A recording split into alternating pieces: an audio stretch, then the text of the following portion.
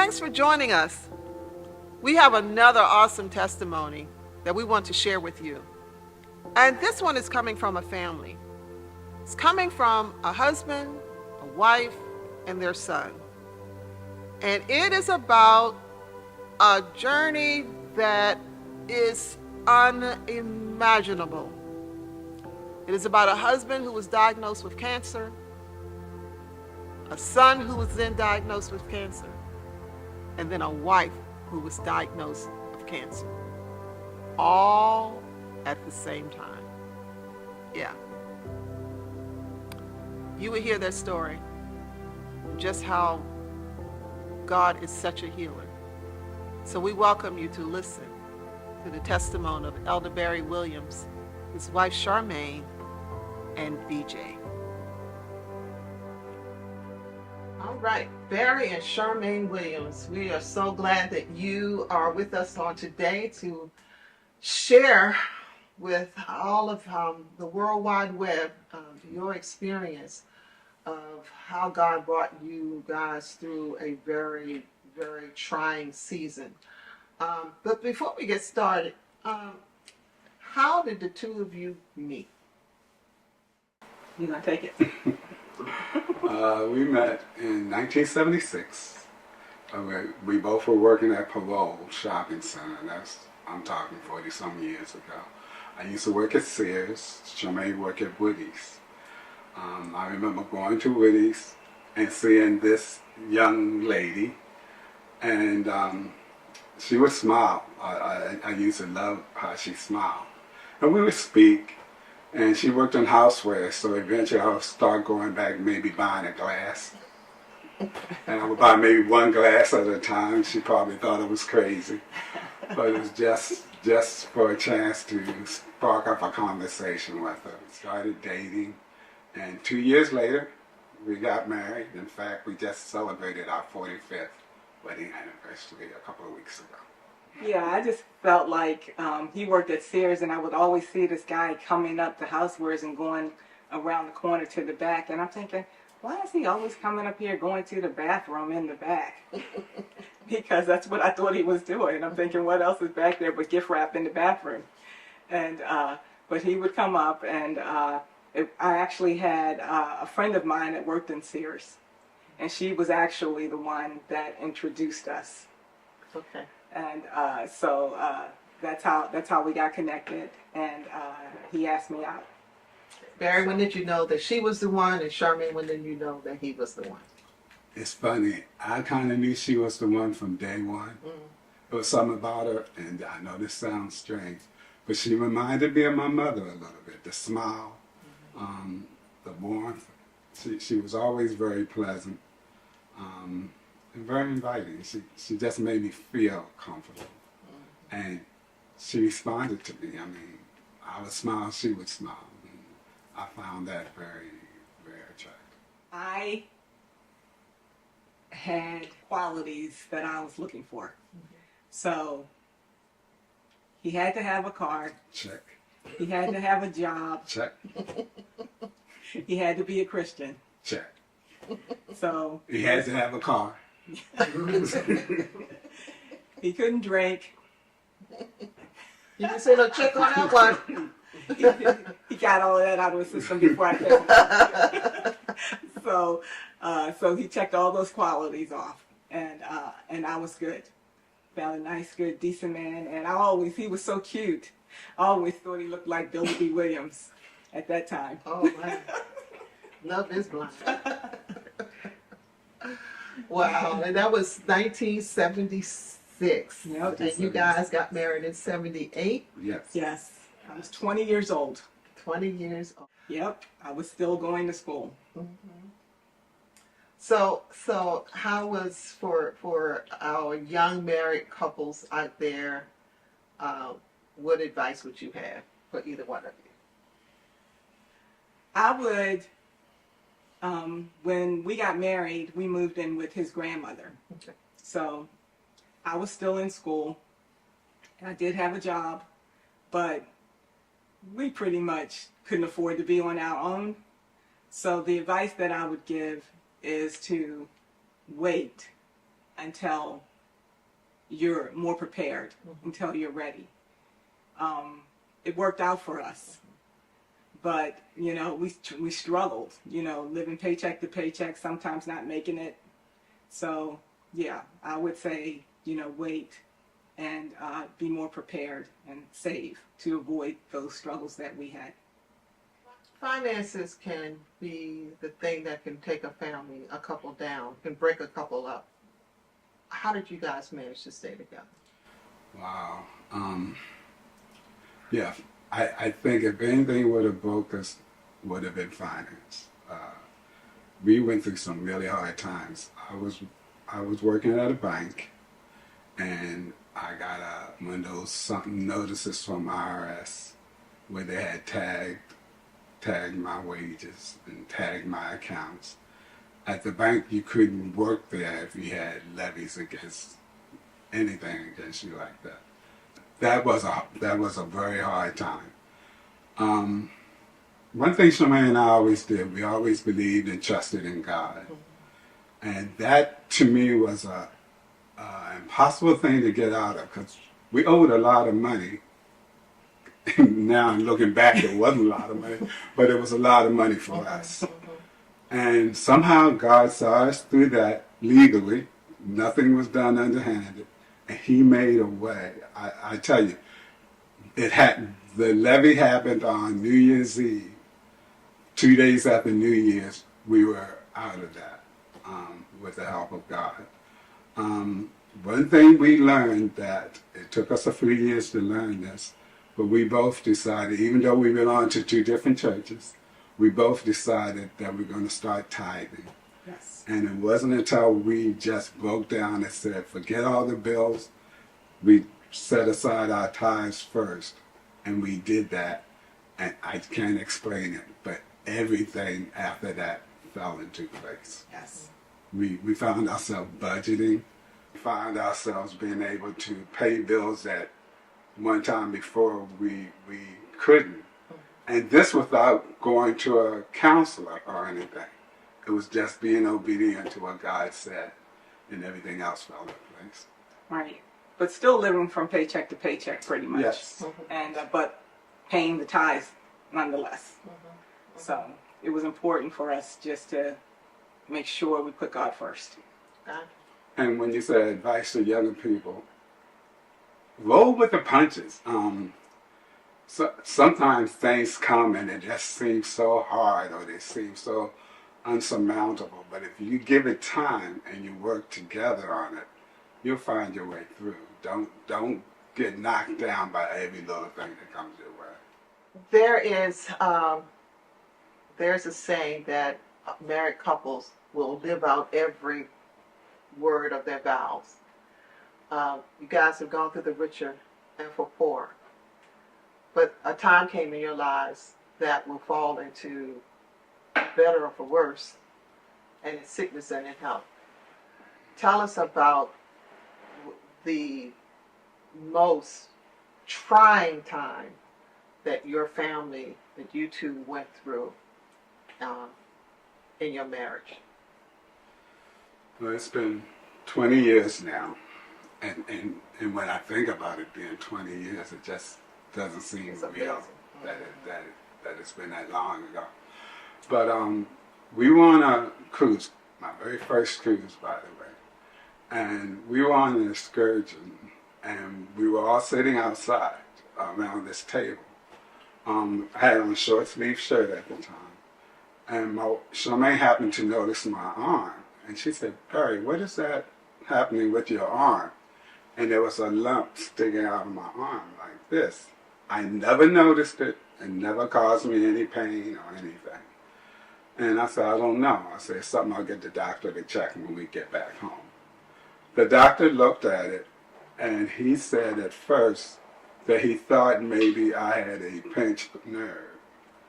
So it wasn't nothing that we did anything. There was no urgency to it at first. I went to him. I went back to him maybe 3 months later, and the lump was still there. He said, "Well, this might be something a little more than a pinched nerve." So he did he said, "Let's do a biopsy of it." and he took a small piece of it, and 3 days later they called me and said that I had lymphoma, that it was lymphoma. Well, first they said I needed to come in, but they suspected what I had was lymphoma. Now with me, I never heard the term lymphoma. I just figured it was just something I had that they had to do something to get rid of. So I said, what do we do? What do we need to do? He said, well, you need to come in and we'll discuss, we'll discuss what has to be done. So we went into doctors, and this is my first time hearing the word oncologist. He was an oncologist, still not relating it to cancer or anything. When we got to where we were supposed to meet, over top of the door it said Cancer Center. And I'm going, why am I at a cancer center? And then that's when I realized what I had been diagnosed with cancer. On going into the doctor, they were talking about terms like protocol, treatments, chemo, radiation, all this stuff was being tossed at me. And then that's when I realized the seriousness of what was wrong with me. Yeah. And it was good that I was there, because when somebody tells you something like that, you hear, but you don't hear. Mm-hmm. You're processing it, so it's good to have somebody while I'm also processing it, but to be also listening to what the doctor is saying, because it's affecting you. You may not hear everything you need to hear. It's so, so important when you're going through something like that to always have somebody with you. Yeah. They explained what protocol was. Protocol was the way they would do the treatment. I had to have 3 days of chemo in a row and then be out, go back in another week and have 5 days in a row of chemo. I remember the first treatment, they hit me with the chemo. The minute it hit me, I looked at Charmaine and I couldn't hold anything down. My body was shivering, shaking and everything. And I remember saying to Charmaine, if it's like this, I'm not going to make it. I remember saying that. I remember those words. And then they decided that what the treatment that they were doing was they had to slow it down. So eventually what was supposed to take me maybe a couple hours actually took me 24 hours to get through the treatment. So that's why I was in the hospital for 3 days, 1 week, and then 5 days the next, because the treatment was really slowed down so that I could tolerate it. What kind of cancer is lymphoma? We were just looking at. So you got Hodgkin's, right? Yeah, Hodgkin's. Lymphoma. And it's a B cell negative or something like that. To be honest, it's funny. I just threw out all the papers maybe a year ago, because I used to keep all those papers and everything. And I just finally got rid of all of them. Because I say it's been 20 years. I'm not going to have to worry. The first day of my treatment was actually Easter Sunday. Because we had a family dinner here. And I left that evening to have my first treatment. They would bring out the medicine, and I noticed it was in a bag. I'd never seen that. It was something that they hung like an IV or whatever, but it was actually covered up. And I said, why does it have to be covered up? And they said, because the light can't hit it. It would damage it if it did. I had to have a port put in so that I wouldn't have to have needles all the time. That was interesting in itself, because I don't like needles and having the port put in, and then they had to jab the port all the time. I hated it. But my treatments were supposed to be like 9 months. And I used to always be proud of the fact that I never had spent time in the hospital. This was in 2003, so I had just turned 50, and all of a sudden, that's all I saw was a hospital. Going and coming, you had the treatments, and then you had to have the tests after the treatment to see what was happening with the cancer. They would measure the cancer all the time. Yeah, it was just a lot of chemo and a lot of waiting. Yeah. I would get sick. Those meals they would bring them in with the dome over it, and just seeing the dome alone made me ill. I would tell them, take it out. I don't want it. Just seeing the dome would make me sick. He wouldn't eat any of the hospital food. Yeah. None. So what did you have to do? So have to bring him food, have to call him up and say, what did you want? And he's not the type to make things easy for you. He wants you to run here to get this and run there to get that. You know, so yeah. He would, you had to cater to him. I catered to him because he was sick. He was, you know, he had cancer. But he absolutely was not eating any hospital food. As a matter of fact, when they tried to come in the room with the food, he would tell them, don't bring it in my room. You know. It made me sick. It made me And sick. so, but that was a real thing for him. Yeah. He couldn't tolerate it. So it was, Tell, yeah. tell about the time you were going to the subway with your IV pole. I had this was a little later in the treatment, but I was able to get around, and as long as I had the pole with the chemo on it, I could move. They would let me move around. And at Johns Hopkins, if you go through this bridge thing, this tunnel bridge thing, you could get to a Burger King and Subway, and I would take the thing and go through there. But then there was something wrong with the battery. So every now and then I had to stop and plug it in so the thing would juice up a little more. And then I would go the rest of the way.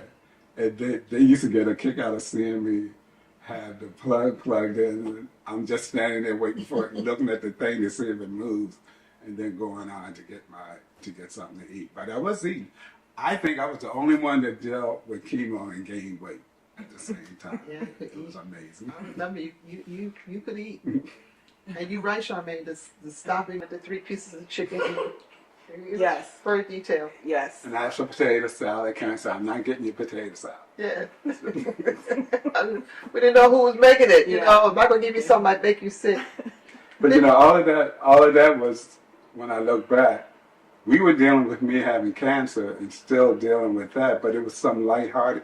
I never felt I was going to die. I never felt that, but I knew how serious it was. In fact, we went to Williamsburg, and well, this will lead to BJ, but we had to go to we went to Williamsburg, and I wanted to make sure we had a good time because something was about to happen with my son. So we went there, and they allowed me to go. This was maybe midway through the treatment, and I got seriously ill while I was down there. And they told me that I probably wouldn't survive the ambulance ride back to Maryland. So everybody who was with us in Williamsburg had to go back home. And I was waiting to be transported by helicopter or something. Yeah. So that was a whole mess. I nearly did die that time. Yeah, But that was because of And my that wasn't. You could have left here, but it wasn't from the cancer. Right. Right. That was. So what did you do? Well, Well, he called me up because it was really a mess because he didn't tell me he was feeling bad or that he was sick. We were at Williamsburg. I think I must have called him 3 or 4 times what it was, checking in. we went to Busch Gardens, and I walked through the gates of Busch Gardens, and I said, this is not going to work. So I just told Charmaine, I just feel tired. I'm going to go back to the room. I left them, our whole family was with us. I left them and somehow found my way back to the hotel, got into bed, and I kept checking my temperature, and it kept rising. It kept rising. The last time I saw my temperature, it was like 105. Charmaine kept calling to see if I was okay, and I kept saying, yeah, I'm fine. By the time Charmaine and the family got back to the hotel, she came in the room. I looked up at her and I said, dial 911. Yeah. And that's all. I don't remember anything after that. I don't remember the ambulance ride to the hospital or anything after that. Yeah, that was, as soon as I saw his face, I knew something was wrong. And I knew he was sick. And all I could think of was, why didn't you tell me? Why didn't you tell me? And But there was a reason for all of it. It had to do with BJ. yeah, but my thing was because, you know, we're going to introduce BJ, but we knew that BJ was going to be going through something, and him going through that was not a good example for him to see. That's a mother's concern. That was my concern. I was concerned about him, you know, because, you know, he's going through it right now, and he was trying to make sure BJ had a really good time. And but what BJ saw frightened him. It would frighten him because he's thinking he's going to be going through the same thing. So that's what that was all about. Okay. And but the hospital, you know, we had rented a car. You know, I was up all night, so I had to get back home. And didn't realize I stayed up all night, and I kept falling asleep. This is where God was really with me. I would fall asleep, be on one side of the road, wake up, and be on the other side of the road. And he got me home. I mean, I was winding the windows down, slapping myself in the face, everything, trying to stay awake, because I thought he was going to be transported by helicopter to Johns Hopkins, and I wanted to make sure I got there before he did. Well, they never transferred him because of the insurance. We had the best insurance, the Blue Cross Blue Shield, best insurance. Anne Arundel County, it not in their policy. And but they tried. But because the county kind of writes their own, they allowed it for him. Okay. And so he didn't have any clothes because I packed up all his clothes and took them with me. So he had nothing. And so he ended up being transported actually by ambulance. At first they didn't think he could make it by ambulance. They didn't think he would survive. But he, you know, he got a little better and they transported him by ambulance. So we made it. Okay. Yeah. How were you feeling during that time? What I mean, you would, I know you wanted him to set an example, but what other feelings were you experiencing? Were you afraid at any point? I was trying to be as supportive as I possibly could. Also because I felt like Barry put us in a situation we didn't have to be in. So I was feeling a little frustrated and a little angry with him because it didn't have to happen. I understand why he wanted to do it, but he put his life in jeopardy and put us through that when we're trying so hard already to get through everything. That was just something we didn't have to go through. And BJ did have a really nice day, and so I understand that, but I was really really upset that we had to go through that. I did hard. Yeah. So you are sharing with us that something was going on with BJ. So let's talk about BJ. Okay. So BJ, when Barry was in the hospital getting chemo, BJ was having an issue with sore throat. And, you know, you're not thinking a whole lot of it, a whole lot about it because it's a sore throat. And, you know, BJ was actually 15 at the time. And he called me. I was on my way to work. I didn't want to miss work because, you know, I've taken off with Barry, so I didn't want to miss work. But B called me on the phone and said, "Mom, can you please come home?" And you can tell, a mother knows. And so I came home. We took him to the doctor, They checked him. We took him to his pediatrician. They checked him, and they, swabbed him, and it wasn't. They didn't see anything. So it's like a day later. I called the doctor. I said, he doesn't seem like he's getting any better. So we came back in. He checked him for mono. And he said, if this test doesn't come back, we'll do something else. And so I was communicating with Barry about it. And he said he would send him to an ENT. So I called Barry. Barry said, why can't he send him to an ENT doctor now?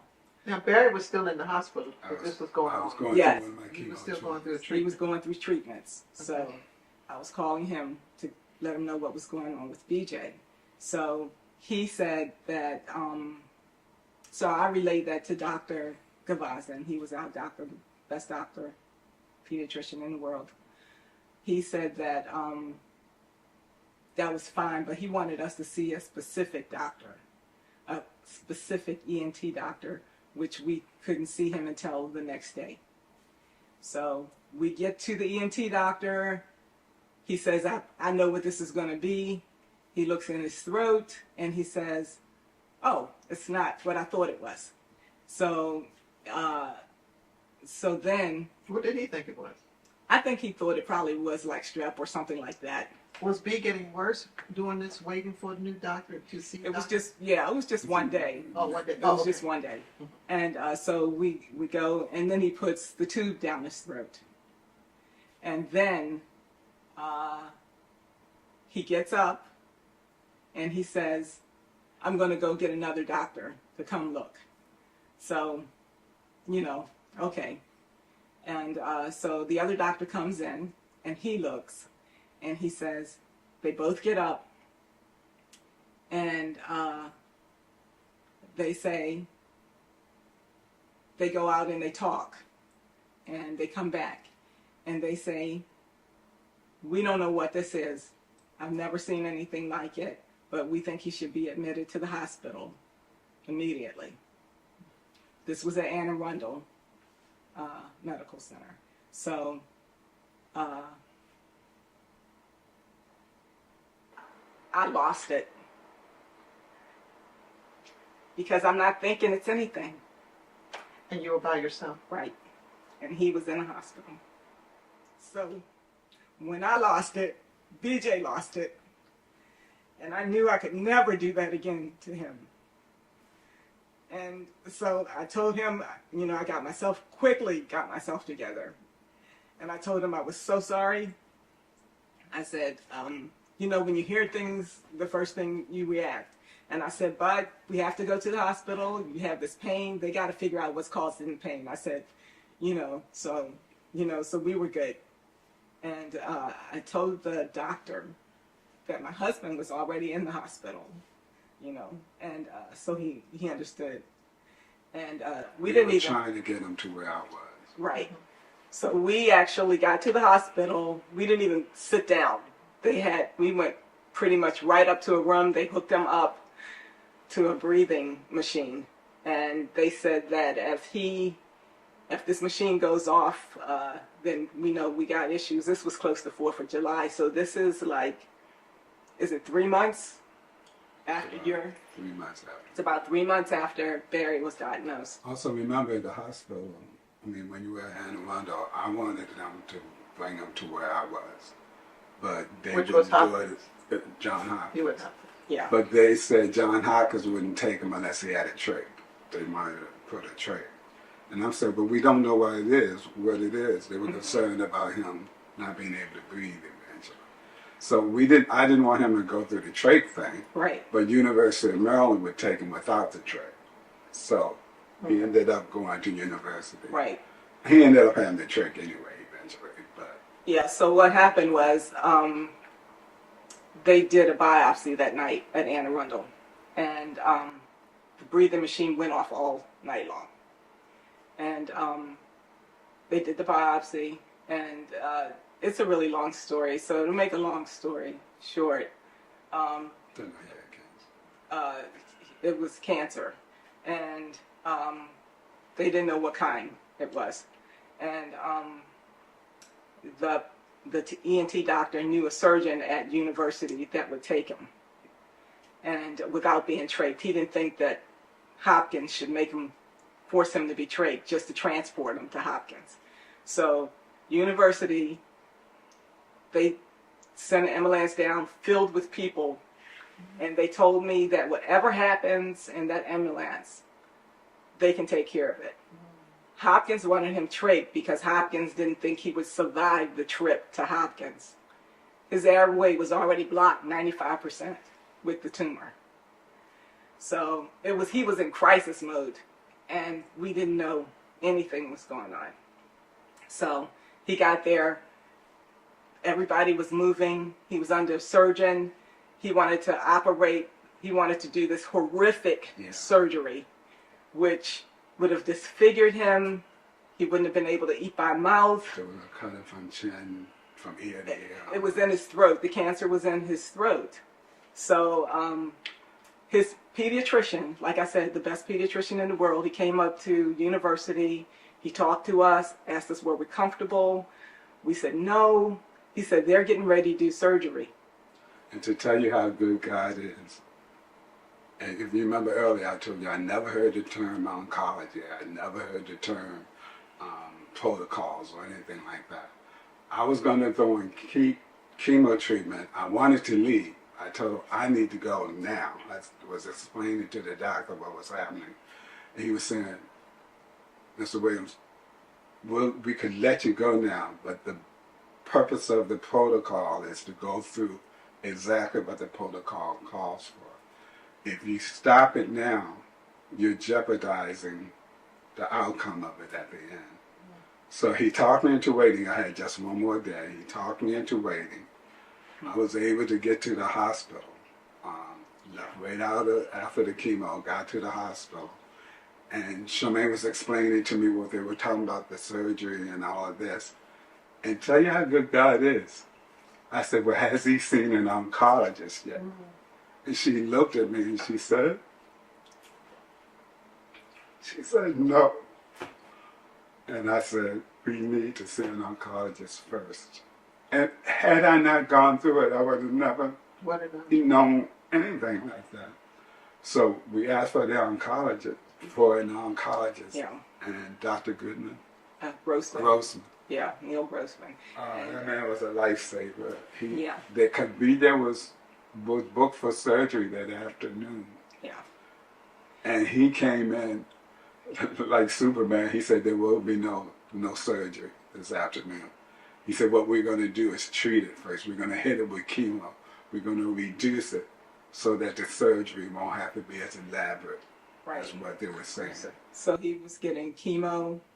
So what the surgeon was saying was that when they would meet, a team would meet, and an oncologist was included in the team.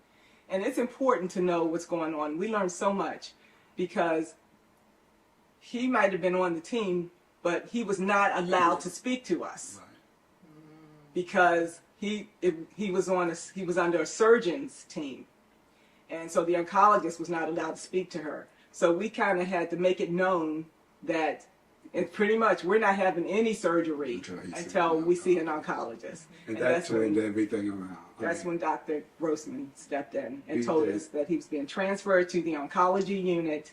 They're going to do, just like Barry said, they're going to do the chemo, radiation, then surgery to help shrink it. So, hopefully it won't be such a massive surgery. Because I remember the doctor said, because surgeons, they cut. That's all they know. He said, oncologists, we know how to deal with the cancer itself before the surgeon gets involved. But had I not gone through that, we wouldn't have known that. We wouldn't have known there was another choice. You go to the doctors, they tell you what you need to do, and you assume that's what you need to do. Right.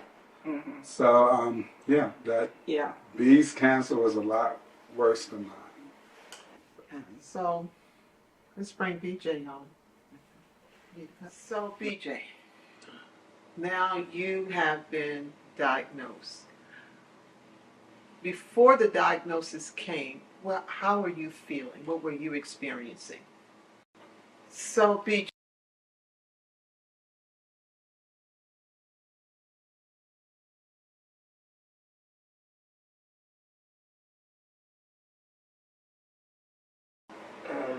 Just a sore throat, and it wasn't getting any better.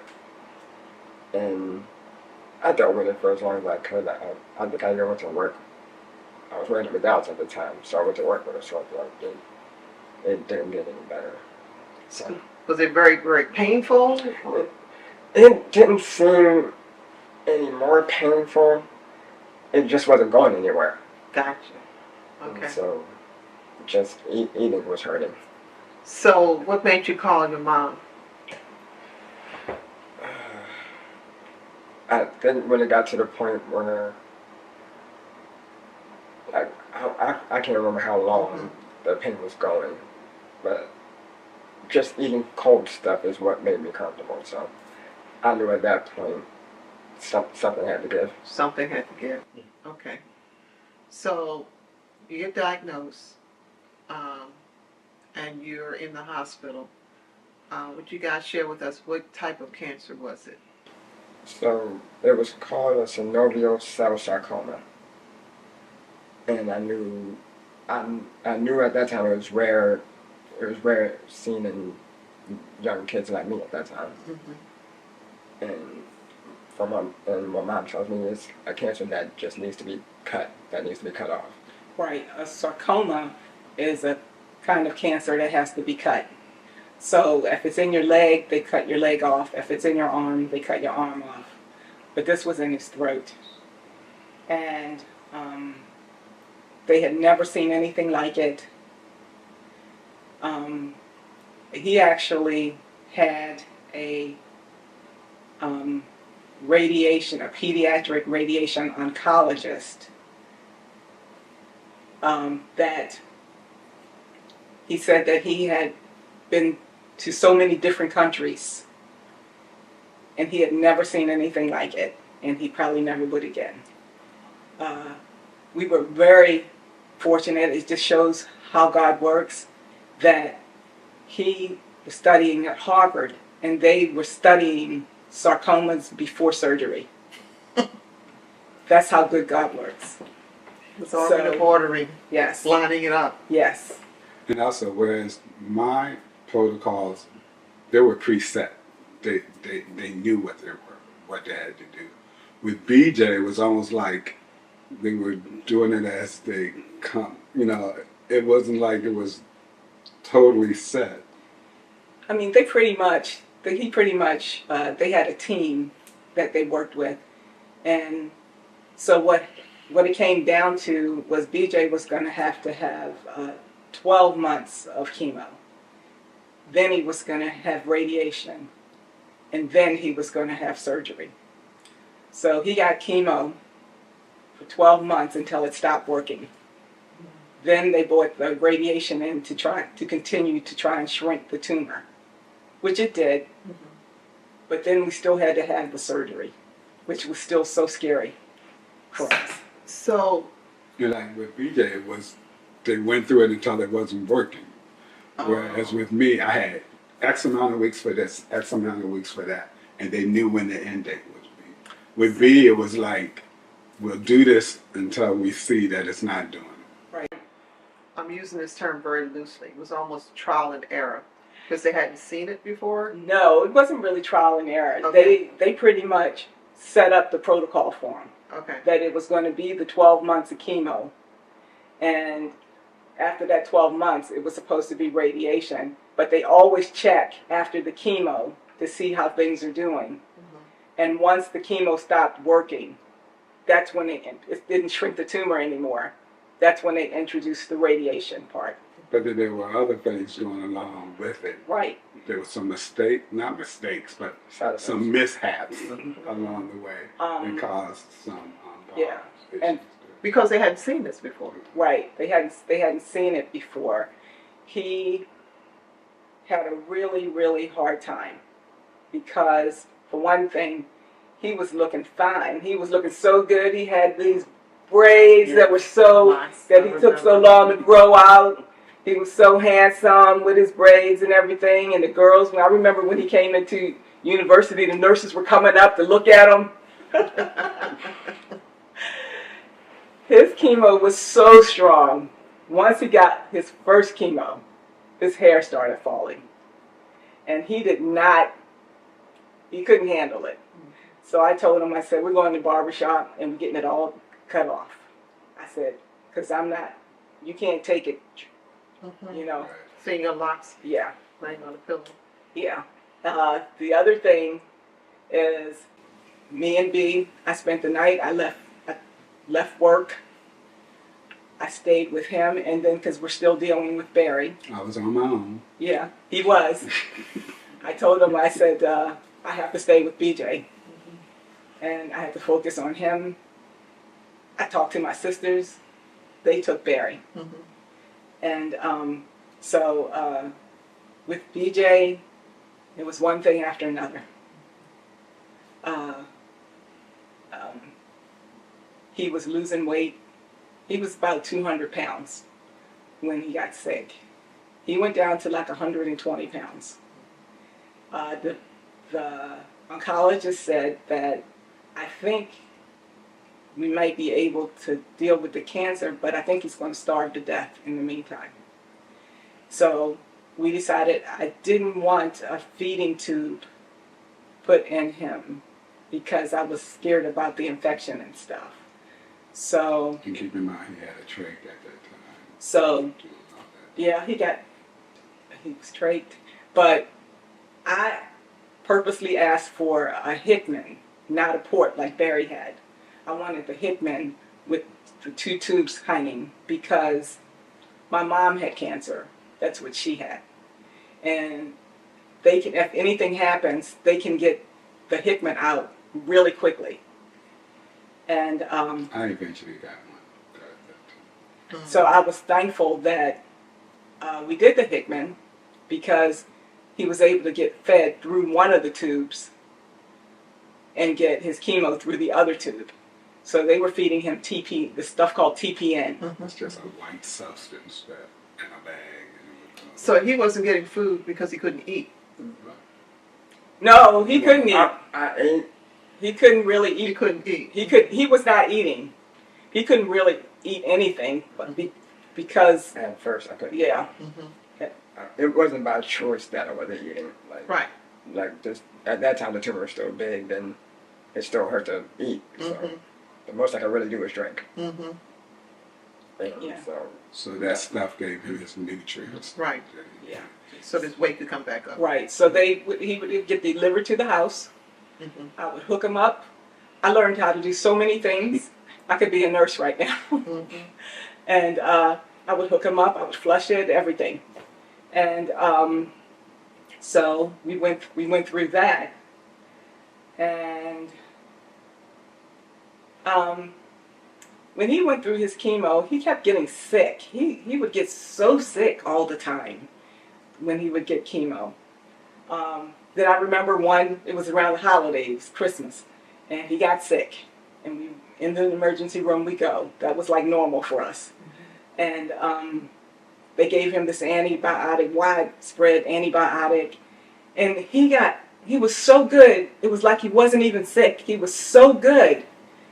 And then 2 days later, it was back to the same old thing.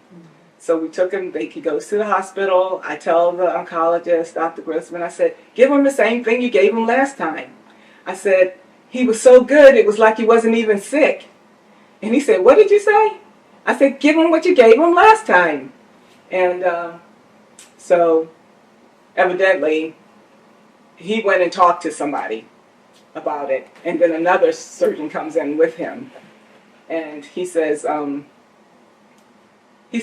so what did you say about the antibiotic? I said, when he got that antibiotic, he was feeling really good. I said, it was like he wasn't even sick. And so then they had to do a special test, and they found out that his gallbladder wasn't working. So what that's It was actually dead. It was actually dead. The TPN that he was getting caused his gallbladder to die. So he had to have that removed. So So how did that? But he was. You said like he wasn't sick. So how did? I'm trying to square that up. they can't continue to give him the antibiotic.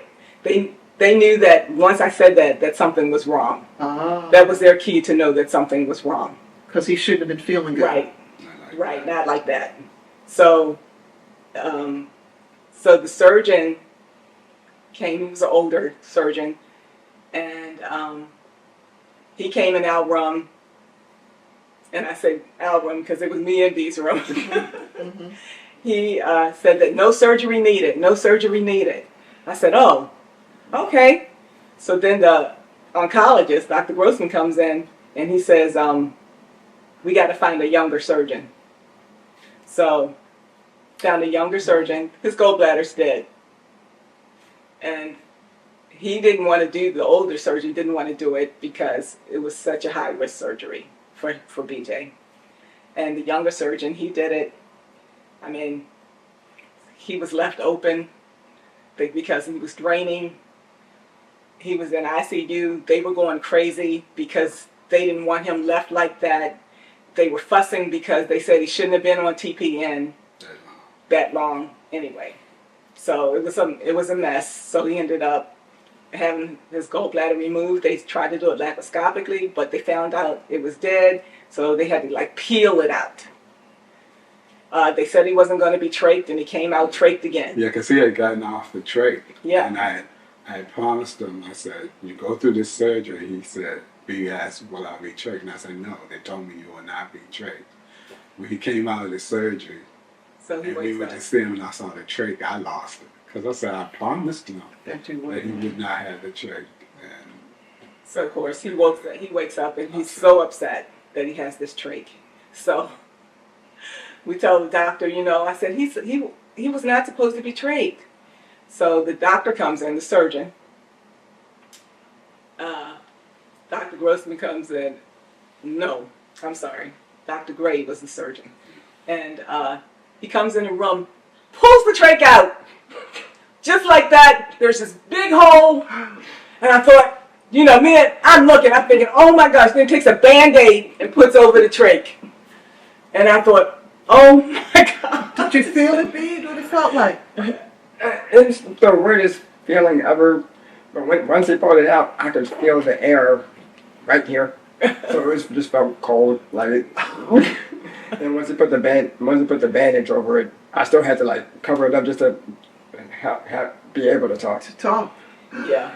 And So of course, funny moments with Mom taking pills and medicine.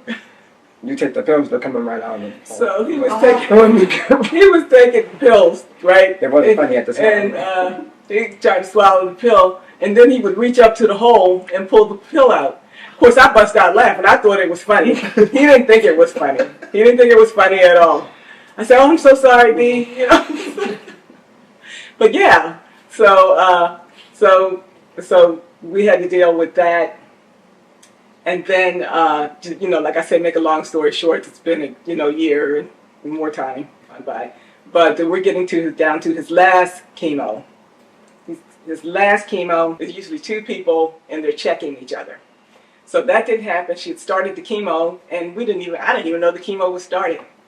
So Barry was there, and he was going home, and so he went downstairs, and I just walked him downstairs and walked back up, and I came back up to the room and was talking to him, and he wouldn't answer me. He looked like he was trying to answer me, but he was struggling, and he couldn't talk. So there's this one medication that they would give him that would, I didn't like it. I didn't like the effect it had on him, so I went out to the nurse's station. I asked them, did they give it to him? And they said no. I said, something's wrong. He's not talking. He can't talk. Something's wrong. So they finally come in, and I say finally because I thought that they waited a little too long to come in. I was expecting them to immediately come in, but I think they had to get their ducks in a row, and they came in. They eventually called the pediatric doctor that works in pediatric intensive care unit. He came in and he was checking him. So then they called Dr. Grossman. He was home, he told them to stop the chemo. And I said, what? And the nurse said, yeah, I know. I'm shocked too. He said, stop the chemo. He said, sounds like he's had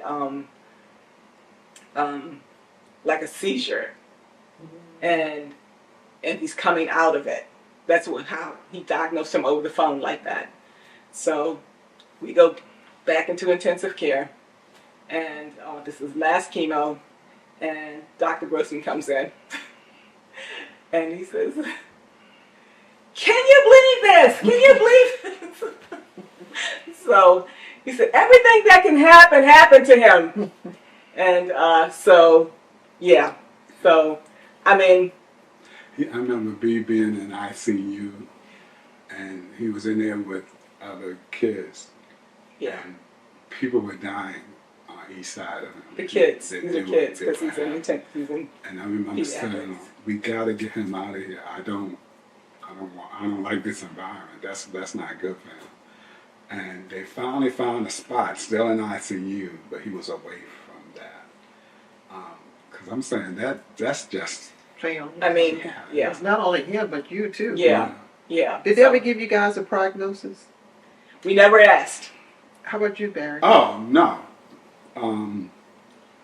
I remember him saying to me early on, he said, a lot of people in that, because I remember waiting in the outer office, and he said, a lot of people out there aren't going to get what I'm telling you.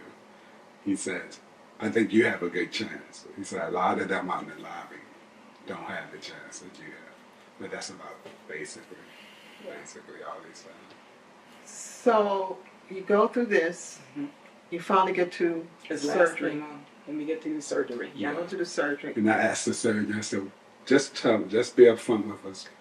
What, I know this is something he could possibly die from. But beyond that, what is your greatest fear? He said, my greatest fear is him not being able to eat by mouth. I mean, he actually told us that. And that was the first time and that's he kind of said it like that. He heard it like that. Because I'm thinking that after everything he went through, that he was going to be good. Mm-hmm. But he said that really struck. I mean, that hit all of us hard. Yeah. He said because he won't be able to swallow. And so, I remember after he went through the, he probably thought I was losing my mind, but after he went through the surgery and we went to see him, he was doing something, and I said, what's wrong? He said, my throat hurts when I'm swallowing. So which was that meant good. He could swallow. That meant he could swallow. And that told me that this did what it's supposed to do. Yeah. If I remember, Charmaine, because I remember you guys shared that, but if I remember correctly, you declared that he was going to be able to eat. Is that correct? Am I remembering that correctly? I prayed to God because it was one night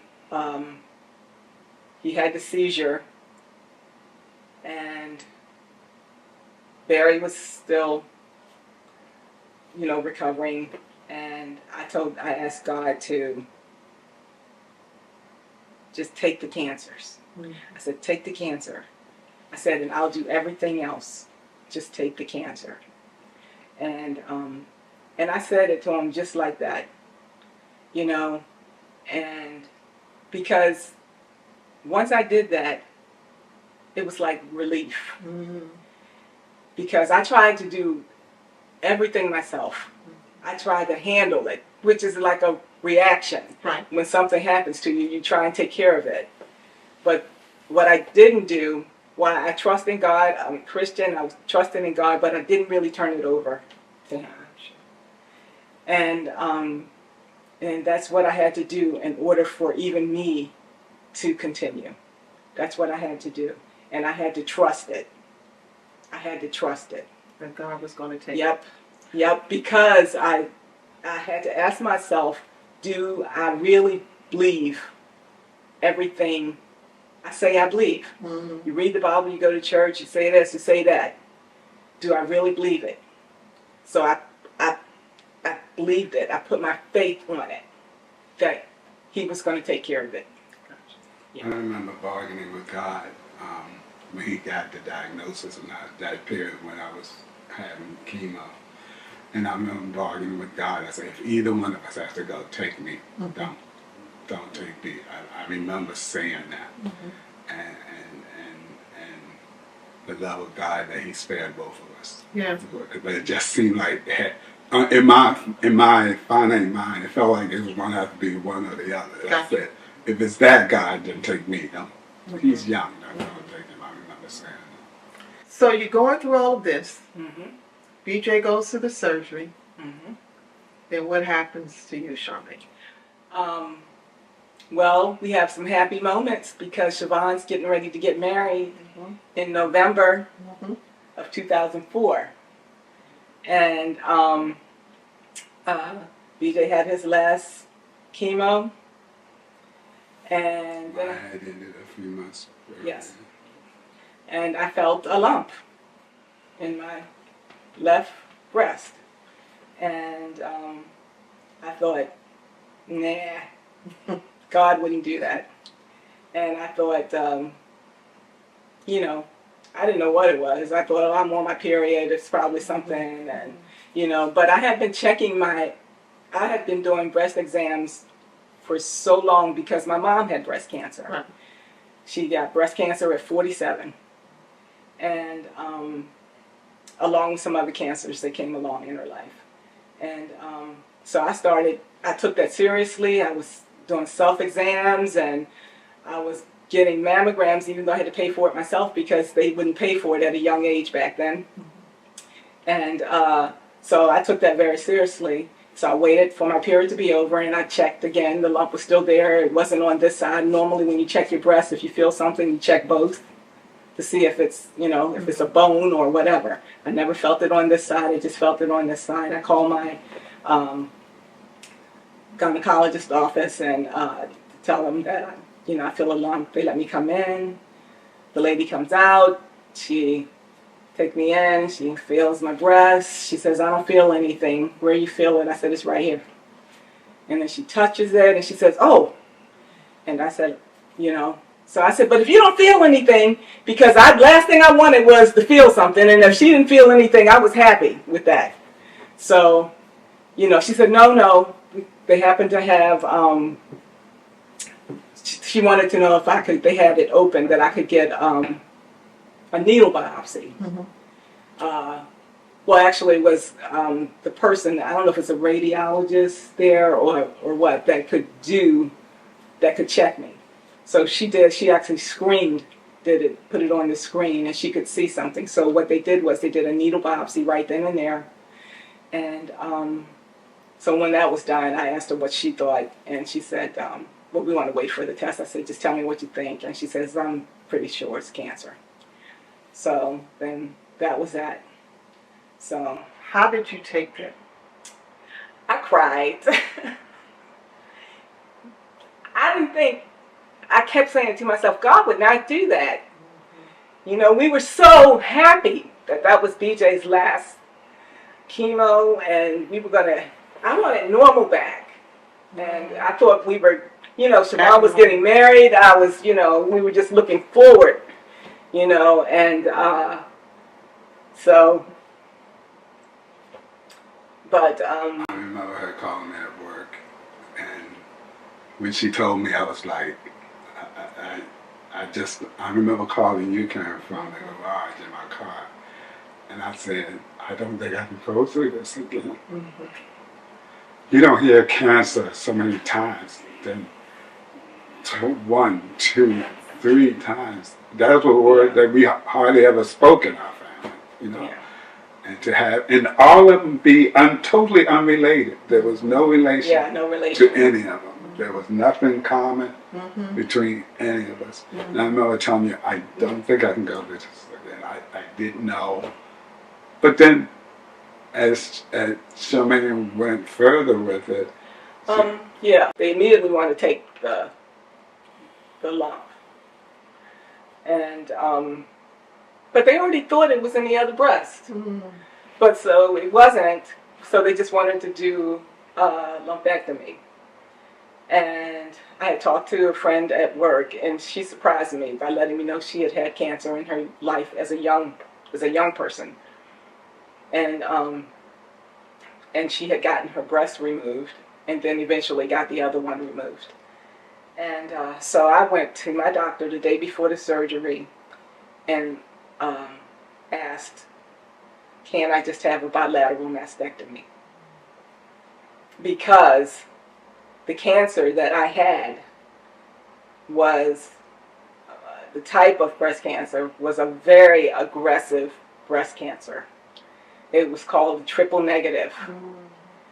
And what that means is it was not a hormone receptor. So the hormones help the doctor create the treatment, or, to help treat you better, to decide what kind of treatment is going to work. But when you don't have any of them, so that was my case. And so when I called the doctor, she seemed to actually be really okay with it. It wasn't something they could tell you to do or suggest even. Oh. So it was all me. I didn't ask Barry. I didn't ask any of my many sisters. I didn't ask anybody. I made it on my own, and it was the best thing I ever did. I don't regret it ever, 1 second, because now I was 47, the same age as my mother, getting breast cancer, and I'm 65 today. So I think if you look up triple negative breast cancer, not good odds. So, and I never looked it up because I didn't want to know, because I put my faith in God. So I didn't look it up. I just recently looked it up. Yeah. And it just let me know how really, really, really good God is. Because, the stats weren't really good for triple negative. Especially back then. Yeah. And they got more treatment. Yeah. And And I went to, I had to get a new gynecologist. And the first thing she brought up was, she said, you had triple negative breast cancer. I said, yeah. I said, but I was always very proactive, as far as checking myself and everything like that. She said, it's only because you were proactive that I'm looking at you today. So. But back then, I remember how frightening it was. I'm going, Charmaine made the decision. I remember. I was good, but that was scary. It was like, did it have to be that drastic? But then I had to trust her decision and trust God with it, and it was a really easy decision for me. Yeah. And because, like I said, I've always, once my mom got it, then I'm checking all the time, just leery of, if it happens to me, I want to find it. So what actually happened, what helped me was that I went into my gynecologist's office, and they had those little breasts that have the lumps in them. That's what helped me find my lump, because I felt it. Well, and you would help me, because I know when you said you were going to get it done, and I was very supportive. Yes, you were. Yes, you were. Click that. I'll get rid of that. But yeah, and even when you went in for surgery, and before you went in, your mom you said, I want you to feel this. I want you to know what it felt like. And me being who I am, like, I don't want to touch it. I don't want to touch it. However, it's like you said, when you see the little model, and that's exactly what it felt like. And so, now I know. Yes. Exactly what this thing feels like. Yeah. Should it happen. Yep. So you guys, it's been 20 years. Yep, it's been 20 years. And look at you. Yep. Look at God. Look at God. What a testimony. Look at God. It is. It's a great testimony. And what it actually did for me was strengthen my faith. Yeah. You don't want anybody to go through that, but it strengthened my faith so much, because everything I asked him, he did. Especially as far as BJ, I asked for everything for him. I wanted him to eat by mouth. I didn't want him to be disfigured, any of that. And if you didn't know that he had the surgery and you didn't see the scar on his neck, you would not know. No. Yeah. Anything happens. And there's so many different layers to it. Each one of us, even though we were supportive of each other, each one of us had our own journeys. Yeah. You know, our own thing. I mean, even though we were looking out for B, but B had his own journey to take. I remember his doctor was worried about him being depressed. They said, well, he seems depressed. And I said, B's always like that. He's not, he's not depressed. He said, the doctor said, oh, I just want to make sure. I said, no, B's very quiet. He's like that. But they were concerned, he was concerned because he said, this is a lot. It is. And I think B always took on the attitude that we took on. Right. Yeah. If we were strong, he was strong. Right. If we were weak, he was weak. That's why That's we right. made it a point Yeah, to you be gotta To strong. always be strong. Yeah, y'all protected Yeah. him. And But Charmaine had her journey. We had it on our own levels. We had it on with each other. Right. We had it with the family. We had it as parents looking out for our son. Yeah. Husband looking out for his wife. Right. Wife looking out for her husband. yes, It was a A lot. whole lot. It was a lot. It was a lot. it was. But you know, there was time you guys went through it. I know me personally. I never doubted that you were going to make it out. Usually I get these little funny feelings. Mm-hmm. I never doubted you were going to make it out, you know. But at the same time, I was like, God, it's a whole lot right here, right now. This is a Yeah. whole lot right here. Yeah. And I remember coming in when you were BJ, and you kept your Bible, Yep. and you'd be reading your Bible, Mm-hmm. and you just, I mean, I knew that was your source. Yep. You know, that kept you going. Yep. And then I would have to go to work because I eventually had to go to work. Yeah. Eventually, had to do something to Yeah. keep And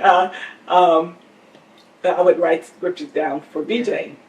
You know, short scriptures. You know, for him to meditate for on. him. You know, when it was rough, to look at the scripture. Right. You know, but yeah. Yeah, we never left God. No. We still went to church when we Yeah. wanted to. We still. I remember people offering us leave time, and for some reason we didn't need it. We had to leave. Yeah. It was, and they couldn't believe that all of that we went through, Right. and we still had leave. We Yeah. were People good. were We were offering to good give us employees. We did not abuse our leave. So that's a lesson. Don't abuse your leave. Don't abuse your leave. That's what I'm telling BJ to take off. As we wrap, this series is called Honoring Your Truth. Barry, BJ, and Charmaine, for you personally. I think for me, honoring my truth means knowing that God sees me, knowing that God looks out for me. The things I went through in life now, this is still 20 years ago, and it's a small portion. This is a portion I can share. There's other things that God has done for me that I may never share. But I know God looks out for me, and He's able to see me through anything.